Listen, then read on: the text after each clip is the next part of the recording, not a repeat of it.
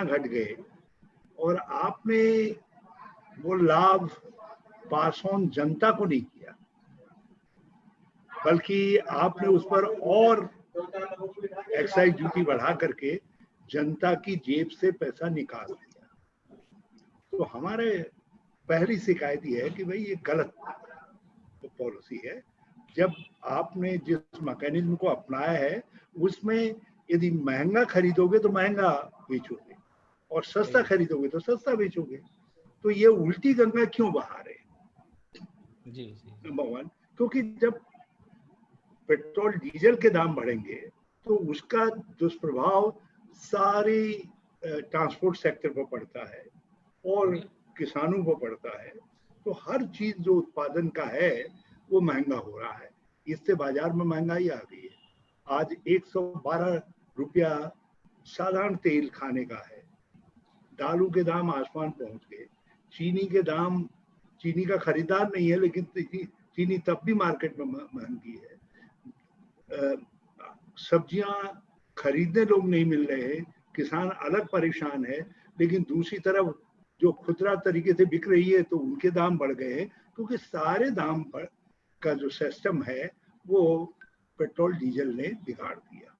तो हमने इनसे इनकी उस पॉलिसी के खिलाफ आवाज उठाई और उसके अलावा कुछ और भी बिंदु हैं जहां इनका पॉलिसी फेलियर है। तो विपक्ष के नाते हमारा कर्तव्य है, और आप जानते हैं कि टू अपोज द गवर्नमेंट ये पहला दायित्व है विपक्ष का, तो हम वही विपक्ष धर्म निभा रहे हैं। सर इसमें लेकिन जो केसेस लॉन्च किए गए, आज भी ये कंप्लेंट ये किया जा रहा है कि जब कोविड को लेके पॉलिटिकल रैलीज बैंड हैं और सोशल डिस्टेंसिंग प्रिकॉशंस रखने, तब भी ऐसा, अब जैसे कल आपने देखा होगा भगत जी, बंशीधर भगत जो बीजेपी प्रदेश अध्यक्ष हैं, उन्होंने कहा कि ये नौटंकी हो रही है, उनको राजस्थान जाके करना चाहिए। एक बात बताएं, भगत जी बताएं, क्या हमारे माननीय त्रिवेंद्र सिंह जी जहां जा रहे हैं वहां भीड़ नहीं जुट रही? इनके मंत्रीगण आ रहे हैं, कितना सोशल डिस्टेंसिंग का पालन हो रहा है? आज मुझको पुल पर रोका इन्होंने, 50 मीटर इधर, हम 50 मीटर उधर, आगे छाया में कह रहे थे वहां बैठने दो, इन्होंने कहा नहीं देने देते। तो मैं जब वहां पर इनसे बातचीत कर रहा था तो पुलिस वालों ने मुझको इस तरीके से घेर रखा था, कहाँ सोशल डिस्टेंसिंग का पालन हो रहा था। और कहाँ तुम ये इंश्योर कर रहे हो कि आपने वो करवा दिया है उनका जो है उनको आपने सैनिटाइज नहीं किया। तो आप जब खुद पालन नहीं कर रहे हैं तो आप दूसरे से अपेक्षा कर रहे हैं, बहुत ठीक है हम पालन करेंगे। हमने, आप बैलगाड़ी में देखिए जिसमें मैं बैठा हूँ, केवल 4 लोग हैं, बैलगाड़ी हाँकने वाले से लेकर के। मंदिर के अंदर देखिए केवल 7 लोग हैं, जिसमें मंदिर के पुजारी भी हैं, और जितनी मंदिर का स्पेस है उसमें हम फैले हुए हैं। रास्ते में ठीक है, मैं जब जा रहा था तो लोग इधर उधर से हाथ जोड़ रहे थे, कोई वेव कर रहा था, कोई नारे लगा रहा था, क्योंकि महंगाई से सब त्रस्त है। यदि फिर भी आपको लगता था कि जैसे 2 बातें कही जा रही है, एक बात कही जा रही है परमिशन नहीं ली गई, दूसरी बात कही जा रही है कि साहब आपने सोशल डिस्टेंसिंग नहीं रखी, तो किसी अधिकारी ने मेरे पास आकर के कहा था ये जो सोशल डिस्टेंसिंग का पालन नहीं हो पा रहा, वारंट करना चाहिए था। और दूसरा, परमिशन के विषय में, यदि परमिशन आपने नहीं दी थी तो कोई आकर के मुझसे कहता तो सही हमने परमिशन नहीं दी है, हमने तो पुलिस को लिख करके दे दिया थाने में। यदि बल्कि मैं एक्स चीफ मिनिस्टर हूँ, उनको कर्सी के तौर पर ही सही, यदि अधिकारी को आकर के मुझे सूचित करना चाहता कि साहब हमने परमिशन नहीं दी है या हमने परमिशन विड्रॉ कर ली है जी। तो तब ये सवाल उठते हैं।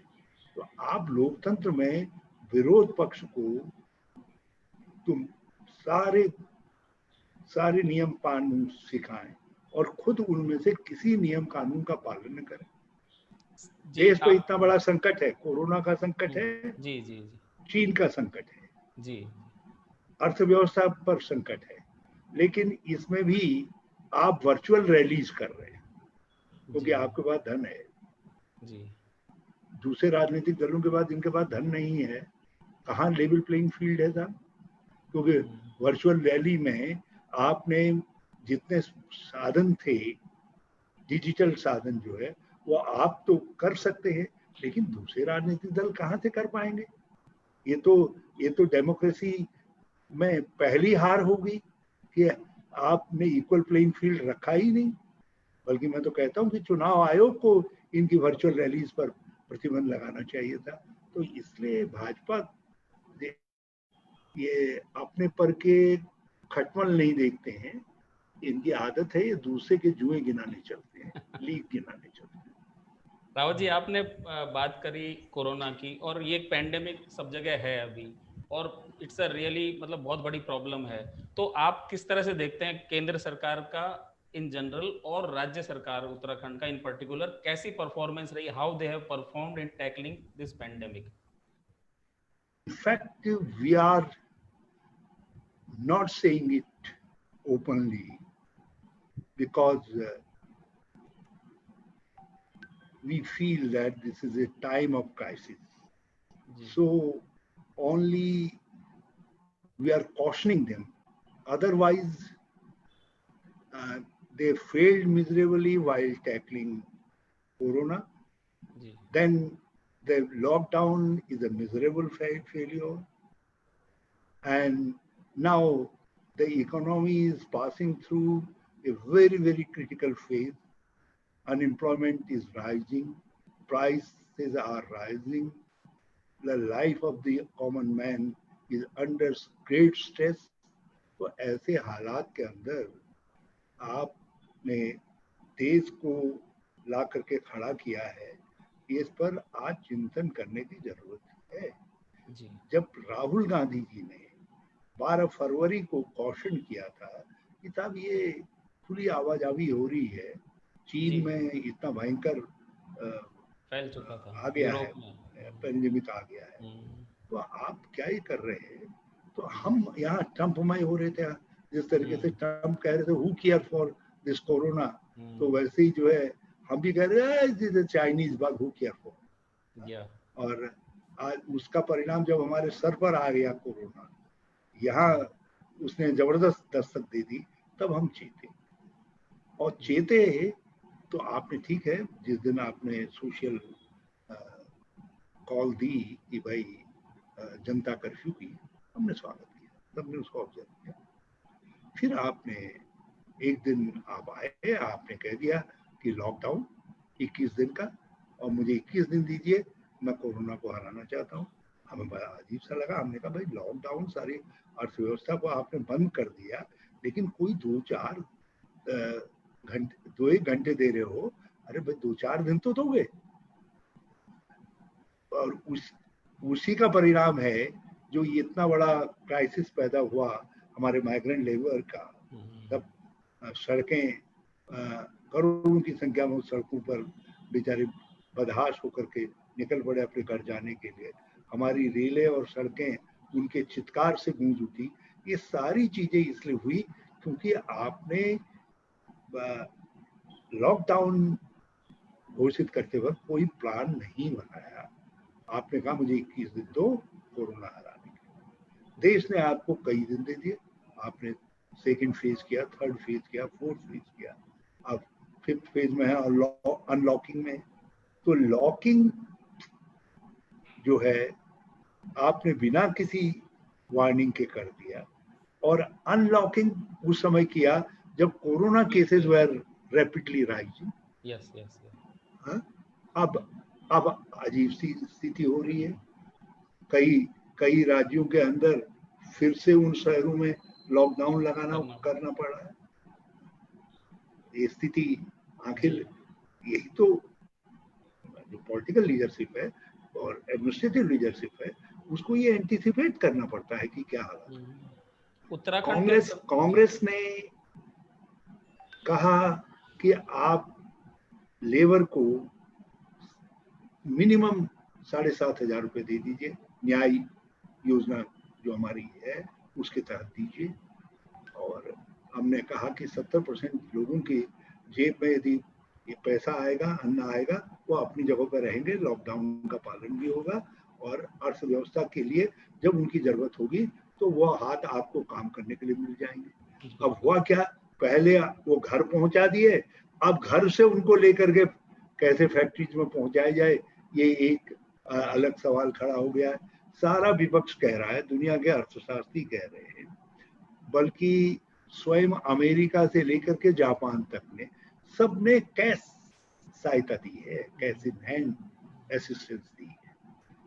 और थ्योरी एक ही है सबकी, जब जेब में पैसा होगा तो व्यक्ति खरीदेगा तो मांग बढ़ेगी तो उत्पादन के लिए झटपटाहट पैदा होगी, रोजगार बढ़ेंगे, अर्थव्यवस्था की पटरी चल पड़ेगी। एक सिंपल सिद्धांत को आप मान नहीं रहे कि कांग्रेस की राय है कि आप 10,000 रुपया दे दो, और या कांग्रेस की वॉइस के साथ वॉइस मिला करके कुछ अर्थशास्त्रियों ने कह दिया है या प्रेम जी जैसे लोगों ने कह दिया है। ये सब चीजें जो है इतने संकीर्ण तरीके से आप चलेंगे तो आप अर्थव्यवस्था जैसे जटिल सवाल का हल नहीं निकाल सकते। पहले ही जटिल अर्थव्यवस्था बड़ी खराब स्टेप में आ गई। हम नहीं कह रहे, स्वयं एनएसएसओ ने, नेशनल सैंपल सर्वे ऑर्गेनाइजेशन ने कहा, स्टैटिस्टिकल डिपार्टमेंट ने कहा है भारत सरकार के, कि अपने डिपार्टमेंट ने कहा है कि अर्थव्यवस्था मार्च में न्यूनतम स्तर पर थी, 4% की विकास दर से भी नीचे थी, और ये कहा कि महंगाई, बेरोजगारी अपने शीर्ष पर थी, ऐतिहासिक शीर्ष पर थी। ये कोरोना से पहले है, कोरोना से पहले ही अर्थव्यवस्था डमाडोल हो गई थी, डमाडोल हो गई थी। वो आज और डमाडोल होने की स्थिति में आ गई है। और अब भी आप करेक्टिव अप्रोच नहीं बना रहे हो। आप कह रहे हो हमने 20 लाख करोड़ रुपए का पैकेज दे दिया, आप कह रहे हैं लोगों से कर्ज लीजिए। लोग कह रहे हैं आपको कर्ज दे कौन है? बैंक कर्ज दे रहे हैं। मैं तो पाइनियर से कहूंगा मेरी सिफारिश कर दो यदि कर्ज देते हैं तो। मैं चीफ मिनिस्टर रहा हूँ यहाँ का, मुझे 2.5 साल लगा कुछ लोन लेने के लिए बैंक से, 2.5 साल। तो ये सिनेरियो है। तो इसलिए जो आपने मुझसे पूछा, मुझे लगता है कि गवर्नमेंट इज अटरली कंफ्यूज्ड और इन्होंने मिसमैनेज कर दिया है, और अब भी सुधारा जा सकता है। ये सिर्फ एक सहिष्णुता की भावना से पक्ष विपक्ष को ले, हमारा दायित्व है। कमियों को हम नहीं कहेंगे तो कौन कहेंगे? ये तो हमारे साथ ऐसे लड़ जाते हैं जैसे किसी बॉम्बे के दादा लोग पहले लड़ा करते थे कि साहब मेरे मोहल्ले में ये कैसे आ गया, मेरे अंगने में तेरा क्या काम है। ये इस भाव से यदि अपोजिशन को देखोगे तो देश के अंदर सौहार्दता नहीं आ सकती है, और यदि सौहार्दता नहीं होगी तो आप किसी भी मुश्किल का मुकाबला नहीं कर सकोगे। राज्य का क्या व्हाट हरीश रावत फील, राज्य के क्या देखते हैं उत्तराखंड ने कैसे इसको टैकल किया? क्योंकि रिटर्नीज बहुत ज्यादा है और उनका मैनेजमेंट भी ढंग से, कई बातें बड़े मियाँ छोटे मियाँ सुभान अल्लाह। लेकिन हमने उसके बाद भी कहा, हमने कहा भाई हम आपके साथ हैं। आपने कहा। अब मैं आपसे एक बात साधारण सी जानना चाहता हूँ जी। आप मेरे ट्वीट देख लीजिए, मैंने लगातार 3-4 ट्वीट किए। मैंने कहा भाई ये माइग्रेंट वर्कर, बल्कि 11वें दिन लॉकडाउन के, पहले लॉकडाउन के 11वें दिन मैंने ट्वीट किया था कि सावधान त्रिवेंद्र सिंह, ये हमारे माइग्रेंट जो हमारे कमाऊ कहा था, मैंने माइग्रेंट शब्द का इस्तेमाल, ये वापस आएंगे कुछ इनमें से। और इसलिए जितने राज्य के एंट्री पॉइंट है, मैंने एंट्री पॉइंटों का नाम भी लिया, हरिद्वार, रामनगर, हल्द्वानी, टनकपुर, विकास नगर, देहरादून, ऋषिकेश, मैंने कहा सब जितने हमारे एंट्री पॉइंट है, इन एंट्री पॉइंट्स पर आप कोरोना हॉस्पिटल भी बनाइए और साथ ही साथ क्वारंटाइन सेंटर्स भी बनाए, बिल्कुल। आपने पहले जब वो आए तो उनको सीधे गांव में कह दिया क्वारंटाइन सेंटर बनाओ। अब आप बताइए उत्तराखंड का कौन सा गांव ऐसा साधन संपन्न है जहां क्वारंटाइन सेंटर डेवलप किया जा सकता है? जी, कोई नहीं। आपने उन स्कूलों में, जिन स्कूलों में पानी की भी प्रॉब्लम है, टॉयलेट की भी प्रॉब्लम है, उनमें क्वारंटाइन सेंटर बना दिए। जो लोगों ने अपनी जिंदगी अपने परिवारों को अपने गांव की के लिए लगा दी, उनको आपने क्वारंटाइन सेंटर्स में कर दिया जिसकी कोई नहीं थी। टेस्टिंग एकमात्र माध्यम है, हथियार है जिससे आप कोरोना पर प्रहार करते हैं। मतलब बाकी मामलों में आप अपने को बचाते हैं, प्रिवेंटिव होता है, प्रिवेंटिव है, हाँ। चाहे वो मास्क है, चाहे सैनिटाइजर, दूसरी चीजें, सोशल डिस्टेंसिंग है, लेकिन आप टेस्टिंग के जरिए प्रहार करते हैं। सही बात। मैं प्रारंभ से कह रहा हूँ प्राइवेट हॉस्पिटल्स को विश्वास में लीजिए। हमारी कोई लेबोरेटरीज है सेंट्रल गवर्नमेंट, स्टेट गवर्नमेंट की। अब आज आपको याद आई कि मुक्तेश्वर में भी हमारे पास लेबोरेटरी है, हमारे पास पटवा डांगर में भी लेबोरेटरी है, हमारे पास पंथनगर की भी लेबोरेटरी है। अब आपको याद आ रही है कि ये जो प्राइवेट हॉस्पिटल्स हैं इनकी भी लेबोरेटरी। तो हम जो टेस्टिंग में देर हो गए जी, और मैं बराबर कॉशन कर रहा था कि खबरदार कोरोना को उत्तराखंड के गांव में मत घुसने दो, क्योंकि हमारे आर्द्र जलवायु है, आर्द्र जलवायु के क्षेत्रों में कोरोना का वायरस लंबे समय तक रह सकता है। तो मुझे आज डर यह है कि कोरोना तो नियंत्रण में आ जाएगा। पिछले मैं देख रहा हूँ 12-14 दिन से राज्य सरकार की इस क्षेत्र में सक्रियता बढ़ी है, जो है उसको स्वीकार करना चाहिए, और सक्रियता बढ़ी है। इस समय काश यदि 14-15 दिन के बजाय जो है ये 30 दिन से पहले से सक्रियता बढ़ी होती तो आज हम ज्यादा सुरक्षित होते हैं। और हमारा कोरोना से लड़ने के मामले में उनके साथ पूरी मुस्तैदी के साथ हम खड़े हैं। हाँ, एक बात से अब फिर शिकायत है, वो शिकायत इस बात की है कि जो अर्थव्यवस्था रूपी अर्थव्यवस्था को जो कोरोना ग्रस्त गया है उसको डस रहा है। बेरोजगारी बहुत बढ़ने की संभावना है, महंगाई से उत्तराखंड के दूर दराज के इलाके त्रस्त हो जाएंगे। ये जो स्थितियां आ रही है इससे लड़ने की कोई रणनीति माननीय मुख्यमंत्री के पास नहीं है। इसलिए मैंने कहा बड़े मियाँ तो बड़े मियाँ, छोटे मियाँ सुभान अल्लाह।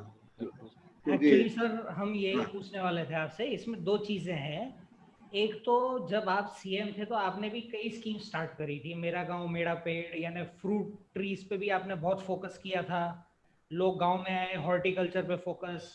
अभी आपने रिसेंटली ये भी कहा कि मुख्यमंत्री स्वरोजगार योजना इज ओके, बट इसको रिमोट रूरल एरियाज में इसको और इसका रीच होना चाहिए, नहीं तो इफेक्ट नहीं होगा। तो आपका क्या सजेशन है, स्टेट का इकोनॉमी रिवाइव करने के लिए क्या करना चाहिए? देखिए, मैंने 5 या 6 लाइव प्रोग्राम दिए, और जो मैंने पहला लाइव प्रोग्राम दिया है वो कैसे हम एग्रीकल्चर एंड एलाइड सेक्टर को, फॉरेस्ट्री एंड एलाइड सेक्टर को, वाटर सेक्टर को, इसको जोड़ करके कैसे इनको रिजुविनेट करके इनमें 15% रोजगार के अवसर क्रिएट कर सकते हैं, उस पर बात की है। मुझको अभी किसी सरकारी महकमे से किसी ने नहीं कहा कि साहब हमने उसको देखा, क्या क्या हम कर रहे हैं, क्या क्या नहीं कर रहे। पता नहीं, अब हर किसी को डर लगता है कि हरीश रावत से बात कर देंगे तो पता नहीं क्या हो जाएगा। वो आजकल सभी डर रहे हैं, पता नहीं ये मुझ पर भी कुछ कोरोना के चलते फिरते कीटाणु देखते हैं, क्या देखते हैं, पक्ष विपक्ष सब जो है। लेकिन anyway this goes on, politics में सब चलता है। ये फिर मैंने उसके बाद और विषयों पर भी मैंने एक बात इनसे कही कि उद्योग में कहाँ से स्टार्ट करना है। मैंने 2 एरियाज इनको बताए, मैं 2 एरियाज।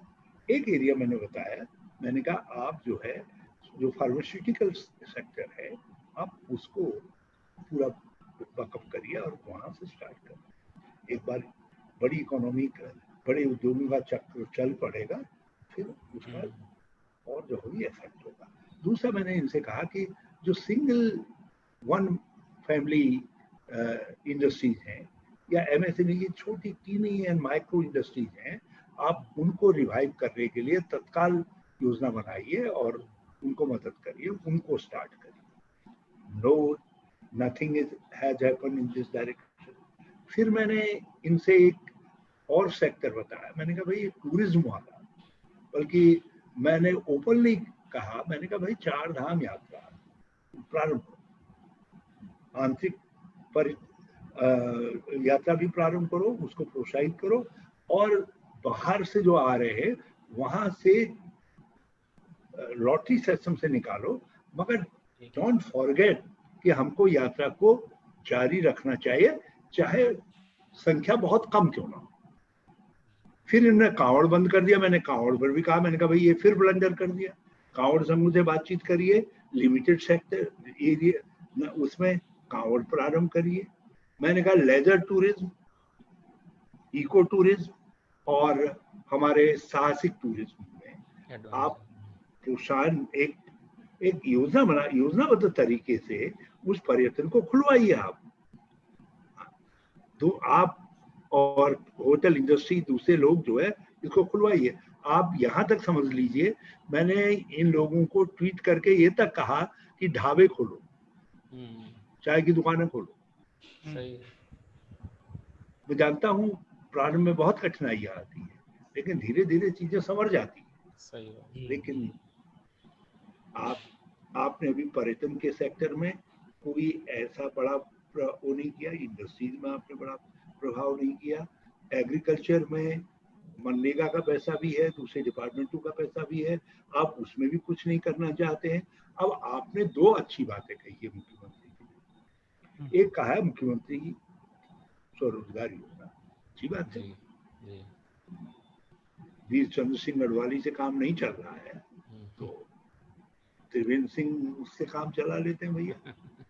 नहीं तो मैं तो चाहता था वीर चंद्र सिंह गढ़वाली का ढांचा बना हुआ, उसका मैंडेट बढ़ा दीजिए और उसको उसमें पैसा भी बढ़ा दीजिए, ताकि पर्यटन सहित छोटे लघु इंडस्ट्री सबको कैटर हो जाए। लेकिन आपने मुख्यमंत्री स्वरोजगार योजना, ठीक है, हर कोई अपना करता है। अब हम वो वीर चंद्र सिंह गढ़वाली गए दिनों की बात है, कांग्रेस के दिनों की बात है, तो आप दूसरे महावीर को ले आए हैं, अच्छी बात करिए भाई। लेकिन वो योजना का अभी कहीं आपको मालूम हो तो मुझे बता दीजिए।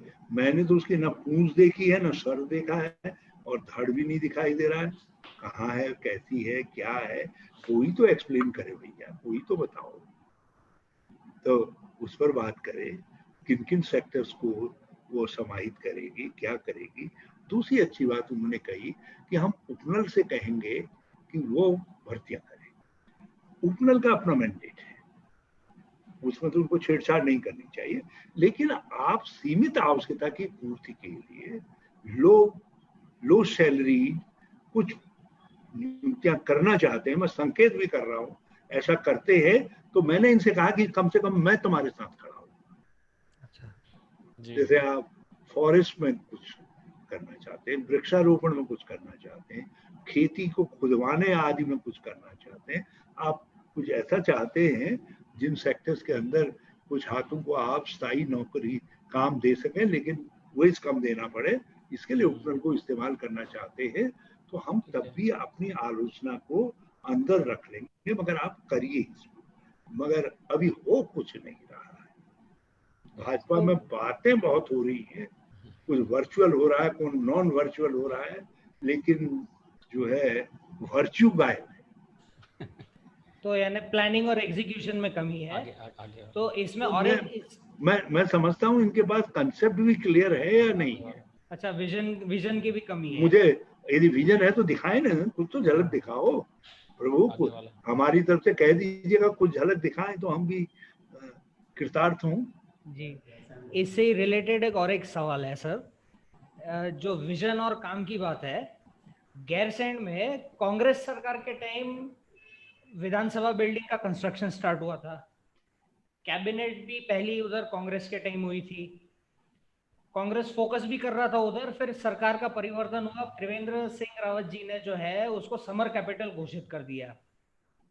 तो एक तरह से ऐसा देखा जा रहा है कि क्रेडिट उनको मिल गया है अभी, कि उन्होंने बहुत बड़ा स्टेप लिया है, ये रेवोल्यूशनरी स्टेप जिसका बहुत लोग वेट कर रहे थे, यानी पब्लिक सेंटिमेंट्स का उन्होंने ध्यान रखा। इसके बारे में आपका क्या सोचना है? देखिए, आपने मिडवे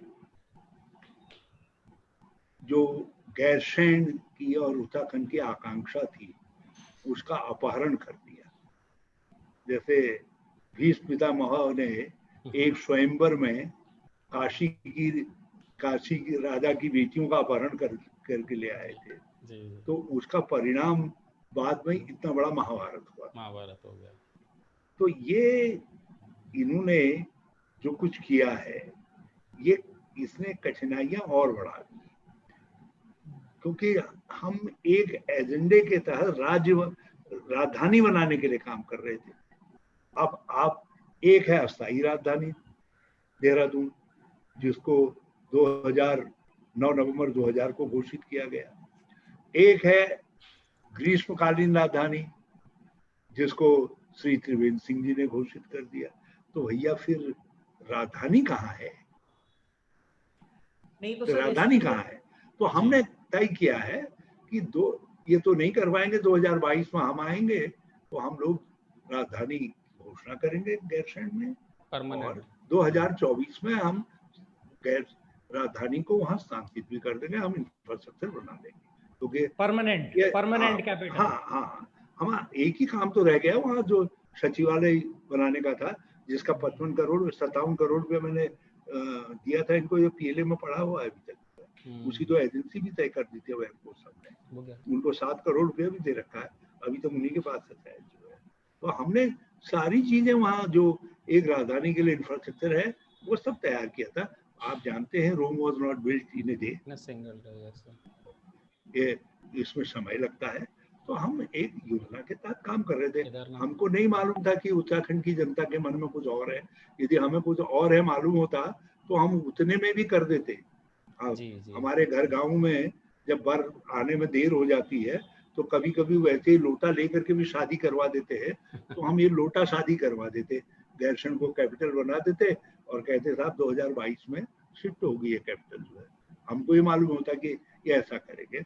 लेकिन यहाँ भी फिर भी मैं थैंक यू त्रिवेंद्र कहने को तैयार हूँ, मैंने कहा भी है। मैं ये कहने को तैयार हूँ कि समर कैपिटल घोषित करना भी एक कदम है, बशर्ते आप सीट ऑफ गवर्नेंस, आखिर कैसी कैपिटल, जिस कैपिटल में न चीफ मिनिस्टर बैठ रहा हो न चीफ सेक्रेटरी बैठ रहा हो, सही है, और ग्रीष्मकाल है। सही है, अब तो वर्षा काल भी 15 अगस्त तक तो ग्रीष्मकाल रहेगा ना। जी सर।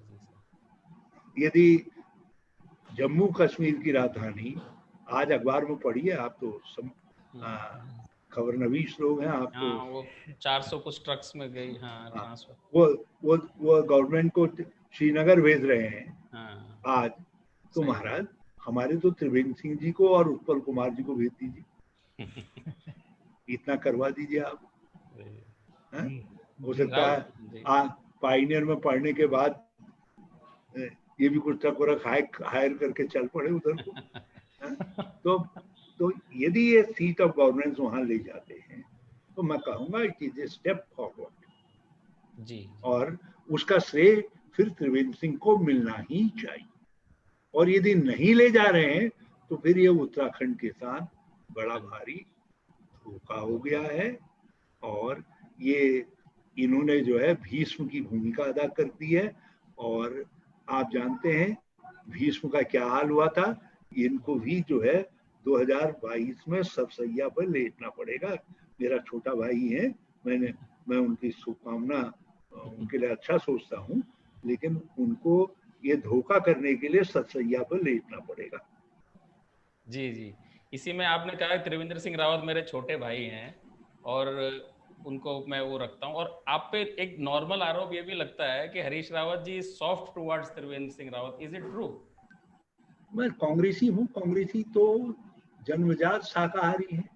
हम भाजपा वालों की तरह मांसाहारी नहीं है, ये शब्दों में भी मांसाहारी है और खाने में भी मांसाहारी है। हमको तो खाली बदनामी होती है हमारी, हम शाकाहारी लोग हैं। और मैं तो बिल्कुल बिल्कुल जो है जब से हरिद्वार के चुनाव लड़ा था एमपी का, तो मैंने तब से जो है मांसाहार कम से कम एक निश्चित सीमा के अंदर बिल्कुल छोड़ दिया। मैंने नहीं करा। केदारनाथ का रिकंस्ट्रक्शन हरिद्वार के एमपी है जी जी, बस मुख्यमंत्री बना तो ये 4 धाम के काम में लग गया, तो मैंने कहा भैया नहीं खाना है जी जब तक 4 धाम का काम पूरा नहीं हो जाता। तो हमारा एक वो था, तो इसलिए हम आदतन शब्दों से सॉफ्ट हैं। मगर एक चीज है कि त्रिवेंद्र सिंह में एक उत्तराखंडी और उत्तराखंडी सलाहियत है, मैं उसकी उस गुण की तारीफ करता हूँ। और कुछ इस बात की भी तारीफ करता हूँ, कुछ कड़क भी है। मैं जरा मुलायम वाला रावत था, वो कड़क वाले रावत है। शायद उनके गांव की तरफ के रावतों को और भी देखना पड़ेगा। ये चौंतकोट के आसपास के रावत जो है जरा कड़क है ही। हाँ, उन्होंने यूं वाले रावतों को भी ठीक कर रखा है, यूं वाले रावतों को भी ठीक रखा है। तो इसलिए तो 10 में से कितने नंबर देंगे इनके परफॉर्मेंस को, रावत जी को आप अभी तक? जिस दिन परफॉर्म कर देंगे जी, तो आप मुझसे पूछ लीजिएगा। जिस दिन ये और उत्पल कुमार सिंह जी ऑडिशन में बैठ जाएंगे, उस दिन मुझे पूछ लीजिएगा, तब नंबर एक साथ दे दूंगा। नहीं तो खामखा बाद में मुझे अपने दिए हुए नंबर विड्रॉ करने पड़े, क्या फायदा। अच्छा रावत जी, एक केदारनाथ का जो रिकंस्ट्रक्शन था, जब आप मुख्यमंत्री थे तब स्टार्ट हुआ था वो, इन अ वे, यानी हुआ भी था, राहुल गांधी भी आके गए थे उधर, और उसके बाद मोदी जी ने भी बहुत इस पे फोकस किया, डबल इंजन सरकार के अंडर बहुत सारे काम हुए हैं। आप केदारनाथ रिकंस्ट्रक्शन प्रोजेक्ट को किस तरह देखते हैं? Are you satisfied with it? आपको कुछ कमियां लग रही है उसमें? एक बात बताओ, इन्होंने कौन सा कंस्ट्रक्शन किया है? एक कंस्ट्रक्शन किया इन्होंने, जो मोदी की मंदिर, जब हम सरस्वती को पार करते हैं तो वहां से पुल को पार करने के बाद जब सीढ़ियां चढ़ते थे, इन्होंने वहां जो दुकानें थी, जो उत्तराखंड के गरीब लोग अपने आजीविका पालते थे, उन दुकानों को हटा दिया। कह दिया हमने रास्ता चौड़ा कर दिया। और दूसरा काम मुझे बता दीजिए, एक मोदी गुफा, शंकराचार्य जी की समाधि का स्थल चिन्हित करके काम हम करवा देते थे। योग वाले सब चीजों को बना करके हम ध्यान केंद्र इत्यादि सब बना करके गए। गुफाएं हमने ठीक कर दी, बिजली की का प्रबंधन सब हमने किया, हेलीपैड सब हमने बनाए। सरस्वती और मंदाकिनी दोनों मिल गई थी, तो दोनों को अलग अलग करके प्रभाव करके, उनको अपने प्रभाव क्षेत्र में डाल करके उनके किनारे रिवर डेवलपमेंट का काम और घाट बनाने का काम हमने किया। जितने पुल बने वो हमने सब बनाए। तीनों प्रोटेक्शन लेयर जो है, जो केदारनाथ जी के प्रोटेक्शन करेंगे की लेयर बनाई है, वो सब हमने बनाई। रामबाड़ा से एचोली तक, ऊपर केदारनाथ तक सारा रास्ता साफ था, उसको सब हमने किया। नीचे गुप्त काशी से लेकर के आप सीतापुरी, दूसरी सब जगह देख लीजिए, जो भी काम किया है सारे काम हमने किए हैं। त्रिजुगी नारायण जी से लेकर, कहीं से भी लेकर के वैकल्पिक रास्ता, जंगल के रास्ते जो बनाया है उसको हमने बनाने का काम किया है। इन्होंने एक बात कही थी कि हम गरुड़ चट्टी के रास्ते रामबाड़ा से रास्ता बनाएंगे, अभी तक काम शुरू नहीं किया है। जिस दिन बना देंगे उस दिन मुझसे आप रेडीमेड धन्यवाद ले जाएगा।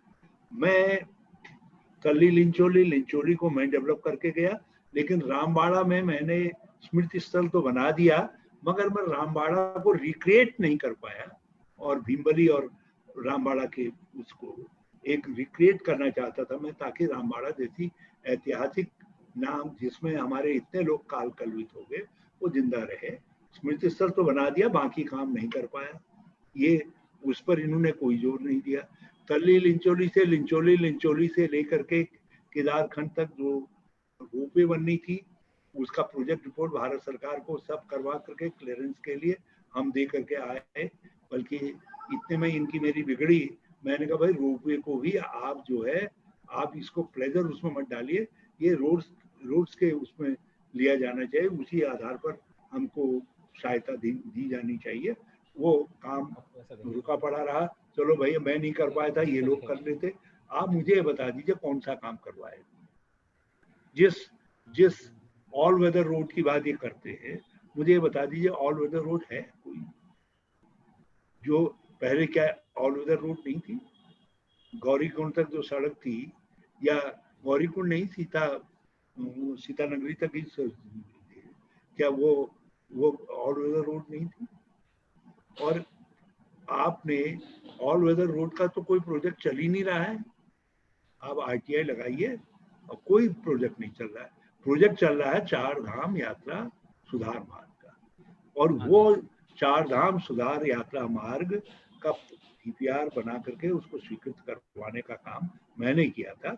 और इसका प्रमाण इतना सा काफी है कह देने के लिए कि इसका जिस दिन शिलान्यास हुआ, प्रधानमंत्री जी ने शिलान्यास किया था और शिलान्यास समारोह की अध्यक्षता हरीश रावत ने की थी, मुख्यमंत्री के तौर पर की थी। तो भैया ये चार धाम ना, ये ऑल वेदर रोड कहाँ है?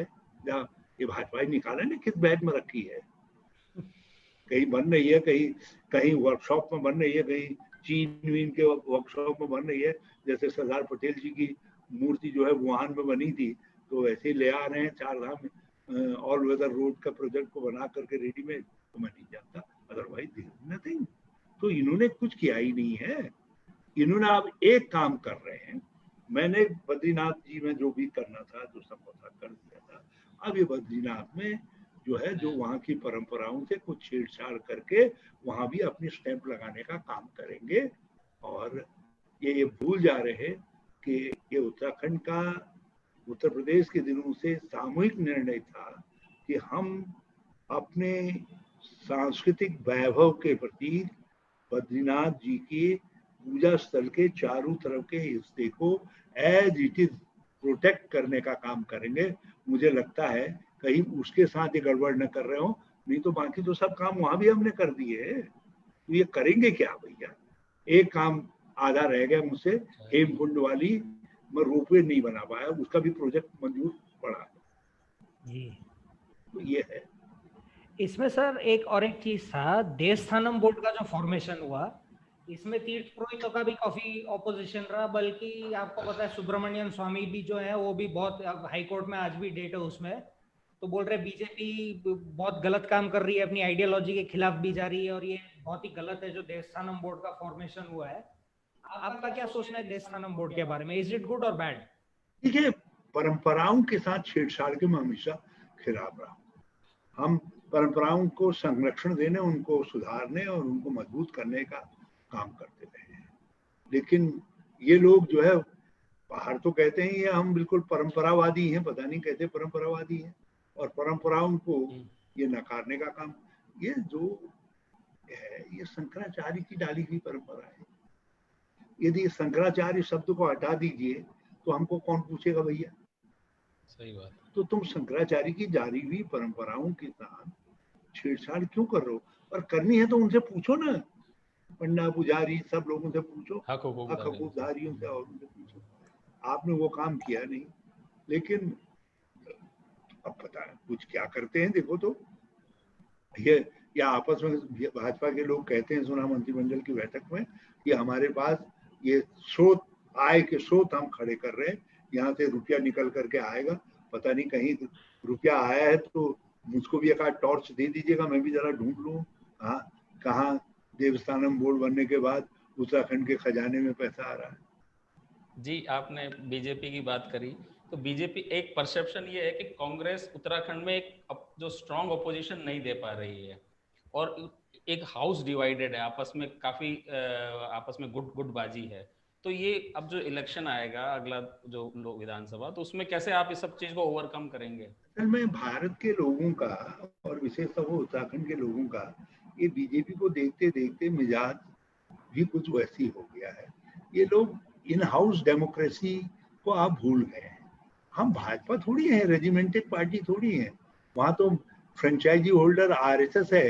ये आरएसएस की विंग शाखाएं हैं, उन्होंने इनको बना रखा है, तो वहां तो उनका कमांड चलता है। हमारी कांग्रेस के अंदर तो जो है, हाँ, यदि किसी दिन हरीश रावत के बयान पर आनंद रावत मेरे बेटे का या मेरी बेटी का बयान आ जाता है या हरीश रावत बुढ़ा गए हैं, तो आप समझे उस दिन असली लोकतंत्र है। हमारी तो लोकतंत्रवादी पार्टी है हम जो है। तो ये तो इसमें काम करने के तरीके, सब तरीके की स्वतंत्रताएं हैं, मगर हम लोग लीडरशिप पर और कांग्रेस के सिद्धांतों पर अटूट आस्था रखने वाले लोग हैं। कांग्रेस के जितने उत्तराखंड के कांग्रेसन हैं, सब उस अटूट आस्था से बधे हुए हैं। Number one. अब रहा सॉफ्ट, क्या कहा आपने? सॉफ्ट मित्र क्या मतलब मित्र अपोजिशन, ऐसा नहीं कहा मैंने। कहा कि जो हमने ये कहा कि एक जो स्ट्रॉन्ग अपोजिशन होना चाहिए, वो नहीं आ पा रहा कांग्रेस की तरफ से। जो हमसे क्या कहते हो आप लोग? जनता जनार्दन जो है एक ही टायर में हवा भर रही है। ये दोपहिया वाहन है लोकतंत्र का। एक टायर पक्ष है, दूसरा विपक्ष है। अब आप लोग हवा भरी एक ही टायर में रहे हो और हमसे पूछ रहे हो तुम कमजोर क्यों हो करके। तो कमजोर तुम्हारा जनता जनार्दन ने बना दिया है। जिस दिन आप हमारे टायर में हवा भरने लगेगा, देखिए तो कैसा जाता है टायर प्रीतम करते हुए, जैसे आजकल के मॉडर्न मोटरसाइकिलें बम करती है, वैसे जाएगा। जी जी। एक सर ये सवाल था कि यूपीए गवर्नमेंट को और एनडीए को अगर कंपेयर करें, तो इनफैक्ट थोड़े बीजेपी के सपोर्टर्स भी बोलते हैं कि यूपीए के टाइम जो है एनवायरनमेंट को प्रोटेक्ट करने के लिए एफर्ट्स किए जाते थे। अब जैसे ये हो रहा है, इंफ्रास्ट्रक्चर भी जरूरी है, इंफ्रास्ट्रक्चरल डेवलपमेंट हो रहा है, बट जैसे टाइगर रिजर्व, प्रोटेक्टेड एरियाज में कोल माइनिंग भी शुरू हो जाएगा। और यानी कहा तो जाता है कि बैलेंस करना है, बट अभी भी ऐसा लोगों का ये बोलना है कि हम पर्यावरण को सैक्रिफाइस कर रहे हैं, जो यूपी के टाइम इतना नहीं होता था। देखिए, हम एक बात जानते हैं, हमारे जैसे डेवलपिंग नेशन के अंदर आपको एक संतुलित नीति से काम करना है। यदि आप पर्यावरण का संतुलन नहीं रखेंगे तो आप कोरोना जैसी महामारियों के शिकार होते हैं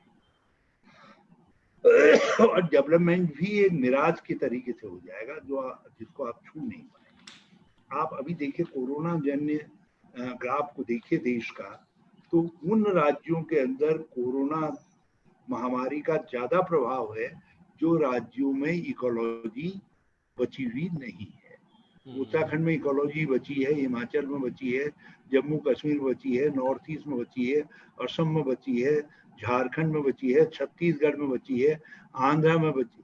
जहां जहां बची है उन राज्यों के अंदर कोरोना की महामारी का प्रकोप कम है।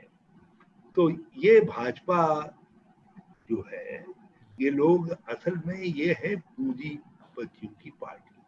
ये प्रकृति किसी चीज को नहीं जानते। इनका तो एक मिशन है, हजारों लोगों को इनको अरबपति बनाना है।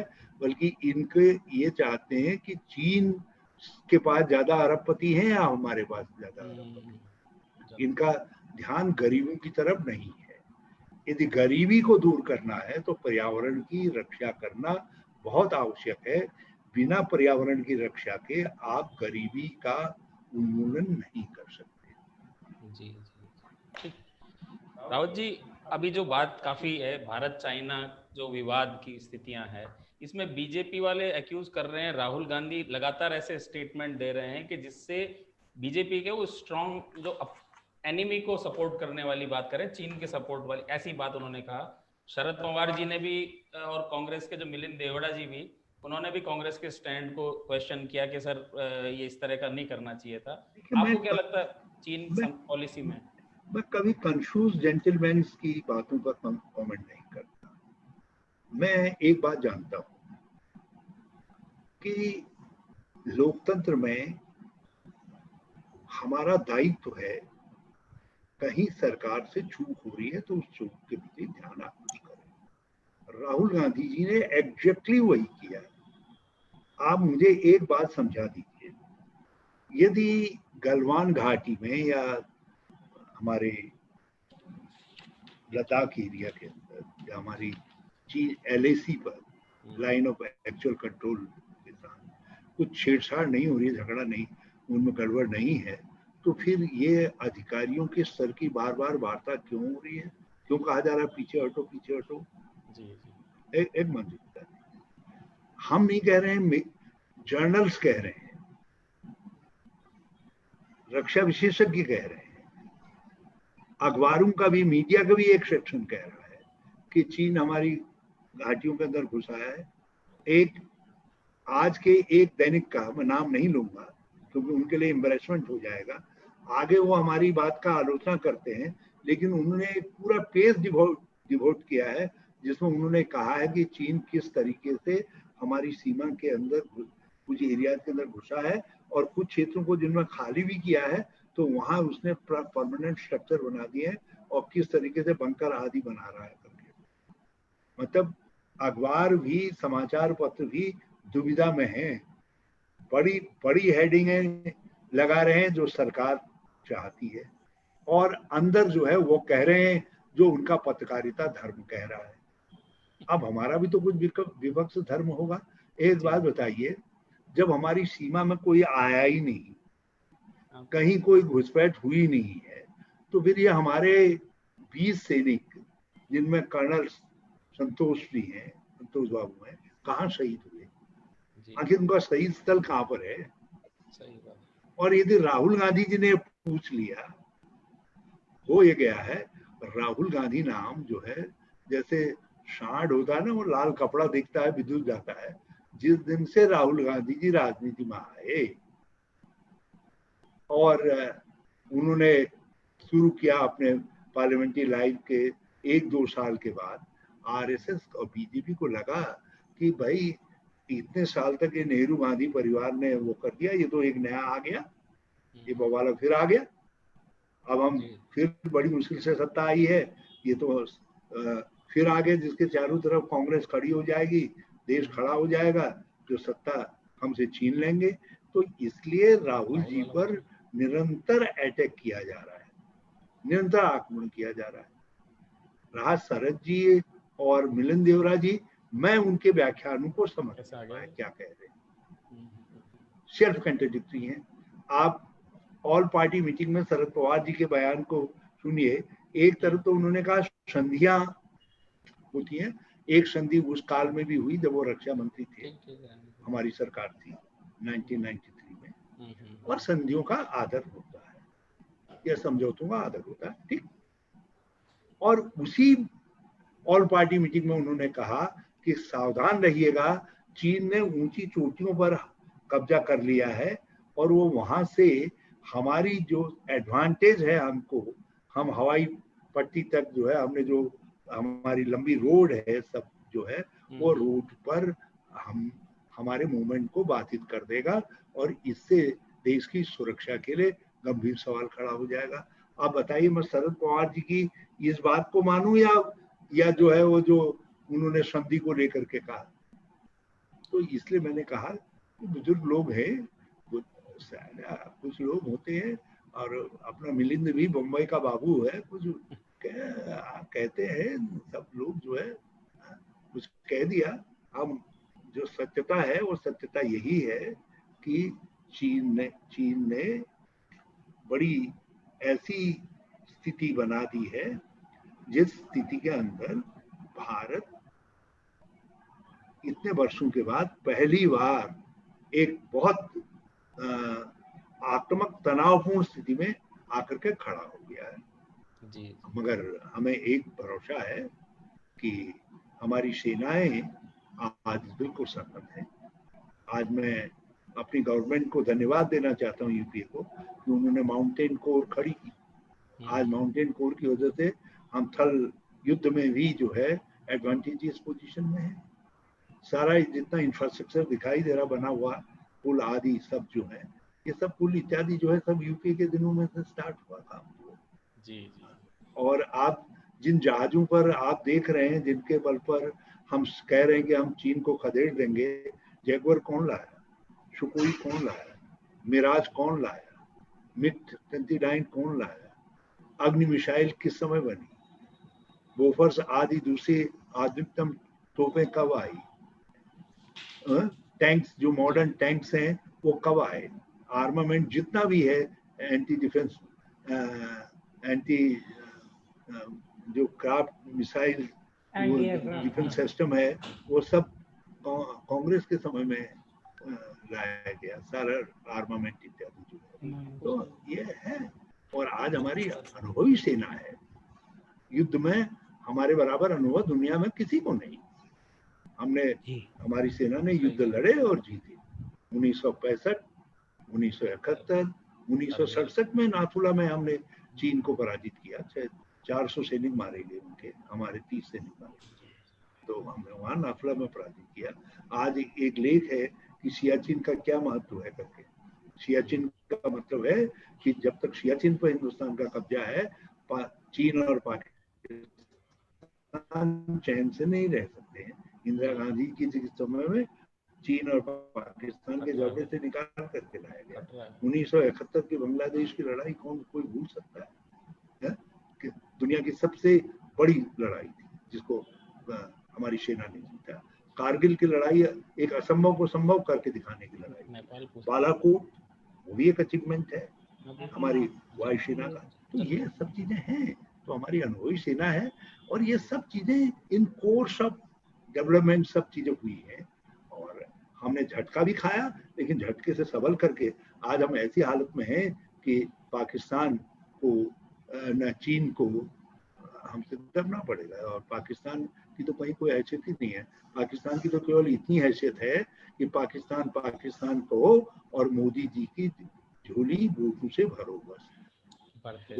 तो केवल मोदी जी हिंदुस्तान के में सत्ता में बने रहें, उसके लिए पाकिस्तान है, बाकी और कोई चीज के लिए यूज नहीं है। हाँ, चीन हमारे मुकाबले का है, लेकिन चीन भी इस बात को समझता है कि अब भारत का पलड़ा भारी है, क्योंकि हमारे सेना का महान मनोबल हमारी सबसे बड़ी ताकत है, जो किसी और के पास नहीं। तो इसमें सर एक ये सवाल भी है, आप कांग्रेस पे आरोप लग रहे हैं, सवाल भी पूछे जा रहे हैं कि 2008 में जो चाइना की कम्युनिस्ट पार्टी के साथ एक एमओयू साइन हुआ था, फिर अभी बोल रहे हैं कि राजीव गांधी फाउंडेशन में भी फंड्स कहाँ से आए थे, वो नहीं आने चाहिए थे, ऐसे चाइनीज कनेक्शंस भी, पीएसयूज भी। एक बात बता दीजिए जी, या मालनवी साहब से इनसे भी जरा उनका इतिहास पढ़िए, वो क्या सोच रहे होंगे आप। देखिए, चीन के साथ भारत ने हमेशा संबंध सुधारने का प्रयास किया। नेहरू जी ने भी वो प्रयास किया। हमको गरीबी से, भूखमरी से, पिछड़ेपन से, अशिक्षा से, कुपोषण से लड़ना था, इसलिए चीन के साथ हमने दोस्ती करने की कोशिश की, और चीन ने हमारे साथ धोखा किया। आज मोदी जी भी नेहरू जी की तरीके से, वो तो 18 बार मिले, नेहरू जी तो एक आधी बार मिले। नेहरू जी ने यदि चाउलाई के कमर में हाथ डाला, तो इन्होंने सी के साथ जो है झूला झूले, सांवरिया आया मेरा करके झूला झूले उनके साथ जो है।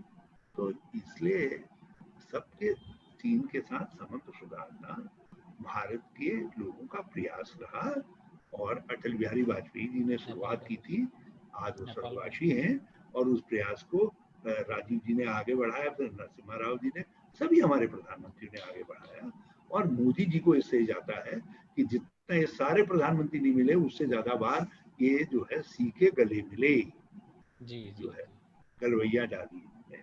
अच्छी बात है, हमें उसमें कोई एतराज नहीं है।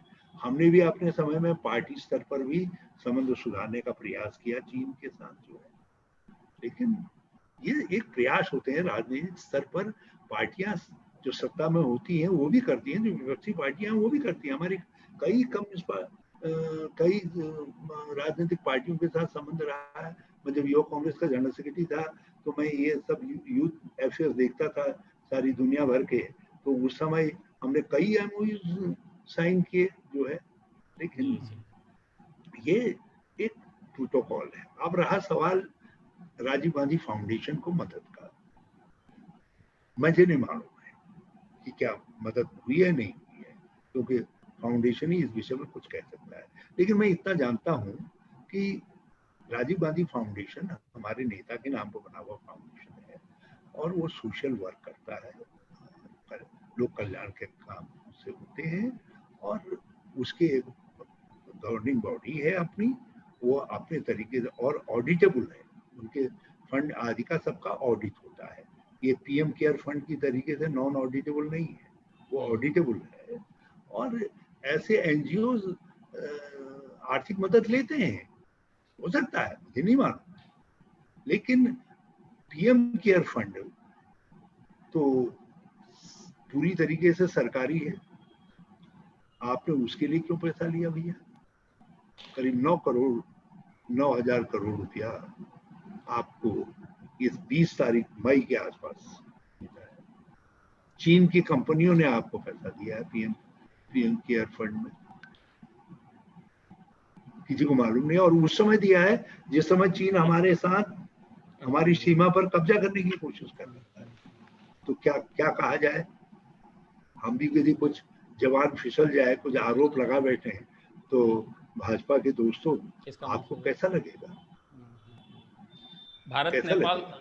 जी जी तो इसलिए मेरा अपना कहना है भाजपा को कि भैया अपनी खटमल कम देखो, यदि नहीं देख रहे हो, दूसरे के लीक जुए कहाँ गिनने जा रहे हो? हमारे तो जुए देख रहे हैं और अपने इनके खटमल पड़े हुए हैं, कह रहे नहीं कुछ हुआ ही नहीं, कुछ दिखाई नहीं दे रहा, ये तो हमारे गुदगुदी लगाने वाले हैं। एक डिस्टर्बिंग घटना ये हो रही है कि नेपाल के साथ भी हमारा फ्रेंडली नेशन था, उसके साथ संबंध बिगड़ रहे हैं। ये फॉरेन पॉलिसी फेलियर देखते हैं मोदी गवर्नमेंट का इसमें? देखिए,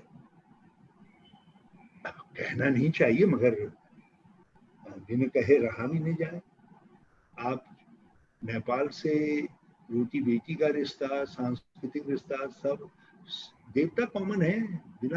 बिना पशुपतिनाथ के किसी हिंदुस्तानी का कल्याण हो सकता है? कैलाश को बिना याद किए जी जी पशुपतिनाथ महाराज, हम तो रघुवंशी लोग हैं, हमारे तो जो है सीता माता हमारी अधिष्ठात्री, उसका मायका है। जी जी तो नेपाल से ये हालत, बांग्लादेश, कभी कोई कल्पना कर सकता है कि बांग्लादेश से हमारे संबंध खराब हो? म्यांमार, श्रीलंका, और तो छोड़ो, इस समय हमको भूटान को खुश करने के लिए उससे संधि करनी पड़ी। नीचे श्रीलंका ने अपना एक अड्डा दे दिया, परमाणु अड्डा, एक अड्डा दे दिया, नौसैनिक अड्डा चीन को। मालदीव बड़े मुश्किल से रास्ते पर आया है। और मैं तो चिंतित हूँ अभी अफगानिस्तान में, जिस अफगानिस्तान में हमारा बड़ा भारी स्टेक है और वहाँ के डेवलपमेंट में हमने बहुत पैसा खर्च किया है और बड़े बलिदान दिए हैं अफगानिस्तान के अंदर। अफगानिस्तान को अमेरिका, चीन को, पाकिस्तान को सौंपने जा रहा है, अफगानिस्तान को तालिबान को सौंपने जा रहा है, और हम कहीं है ही नहीं खेल में। हमारे एक आतंकवाद की और फैक्ट्री पड़ोस में खड़ी हो रही है। तो ये स्थितियां हैं जिनको भारत को समझना चाहिए। 56 इंच की छाती भगवान करे 58 इंच की हो, लेकिन पड़ोसियों को तो साथ रखना, बात करनी पड़ती। क्यों नाराज हुए, क्यों नाराज हुए, इस पर चिंतन होना चाहिए। अब इस समय क्योंकि ये विदेश नीति का सवाल है, हम बहुत ज्यादा ऐसे मौके पर कटु बातें नहीं कहना चाहते, मगर सवाल तो हैं और सवाल उठेंगे। जो उठेंगे तो कुछ न कुछ बातें बढ़ेंगी। एक महोदय, एक ये सवाल था कि अभी थोड़े कांग्रेस लीडर्स वापस, आपने अभी रिसेंटली तो नहीं, आपने भी पहले बोला था, अशोक गहलोत ने तो अभी रिसेंटली बोला कि राहुल गांधी को वापस जो है कांग्रेस की प्रेसिडेंसी संभालनी चाहिए। मैंने भी बोला, उन्होंने भी राहुल जी ने। तो अशोक जी ने भी बोला, ये परसों वर्किंग कमेटी में भी कहा हमने। जी जी जी। पर ये और क्यों मैं ऐसा, हाँ जी, ऐसा कुछ ऐसा कहा जाता है कि he is a reluctant leader, और कांग्रेस में जो है दूसरे यंग लीडर्स हैं या जिनमें पोटेंशियल है उनको फिर इग्नोर किया जा रहा है। नहीं, ऐसा नहीं है, लेकिन राहुल गांधी जी ने अपनी पोटेंशियल दिखाई है, ऐसा नहीं है। कठिन समय आता है पार्टी के इतिहास में, ऐसे दौर आते हैं जब आप लगातार हारते हैं। आप जरा भाजपा का इतिहास देखिए, मैं पूछ लेता हूँ। 1994 में न 84 में उनकी एक सीट रह गई थी लोकसभा जी में। जी, क्या दो सीट। अडवाणी एंड अटल बिहारी वाजपेयी दोनों बेकार सिद्ध हो गए थे? जी विजय राजे सिंधिया जी, क्या क्या सब आ कैसे गए। कैसे व्यक्तित्व जी थे। जी जी। एक सीट रह गई थी, हार गए थे चुनाव। क्या उससे भाजपा समाप्त हो गई थी? फिर लगातार भाजपा चुनाव हारती गई वीपी सिंह सरकार के बाद जो है। और लेकिन फिर अटल जी के नेतृत्व में जीतते गए, लेकिन फिर हारते गए। और 2004 में केंद्र में कांग्रेस लेड गवर्नमेंट बन गई। 10 साल तक हमारी सरकार रही और भाजपा राज्यों में साफ हो गई। तो क्या इससे भाजपा राइट ऑफ होगी? आज हम सत्ता में आ गई और हम भी सत्ता में आएंगे। नेतृत्व कौन करेगा हमारा, ये तय करना कांग्रेस कार्यकर्ताओं का। ये वही बात है। और कार्यकर्ता राहुल गांधी जी के साथ है स्पष्ट तौर पर। और उत्तराखंड में भी जी जी। राहुल जी ने अपनी ये पोजीशन केवल ये नहीं कि वो गांधी परिवार से हैं, बल्कि उन्होंने निरंतर इन वर्षों के अंदर काम करके, मेहनत करके, मुझे कोई यंग लीडर देश का बता दीजिए जिसने राहुल गांधी के बराबर ट्रैवल किया, इंटरेक्शन किया युवाओं से, आईआईटी में, एमआईटी में, आईएम में गए, दुनिया भर के इंस्टीट्यूशंस में जाकर के वहां लोगों के साथ संवाद किया है। विश्व भर के व्यापारिक औद्योगिक संगठनों के साथ उन्होंने बातचीत करके उनके साथ इंटरेक्ट किया है। अभी आप देख रहे थे नोबेल पुरस्कार विजेता आदियों के साथ बातचीत करने में इतने साल बाद भी हमारी जबान सूख जाती है, क्योंकि उनकी विद्वता के आलोक में हम फीके पड़ जाते हैं। और राहुल गांधी जी ऐसा लग रहा था कि एक तीसरा इकोनॉमिस्ट है जो बात कर रहा है, चाहे अभिजीत जी से बात करने की बात हो या हमारे जो रिजर्व बैंक के गवर्नर रहे हैं उनसे बात करने की बात हो, रावत साहब या वन ऐसे वर्ल्ड रिनाउंड वो रहे, वो डिप्लोमेट, उनसे बात करने की बात। तो ये Rahul Gandhi has proven that he has a capacity, he is a metal to lead the country. He should be given a trial. He should be given a chance. So I am for him. जी। 2022 में भी उत्तराखंड में चुनाव है, कांग्रेस की क्या स्थिति देखते हैं और आप अपने आप को कहां पाते हैं? क्या हरीश रावत जी के नेतृत्व में चुनाव लड़े जाएंगे उत्तराखंड में?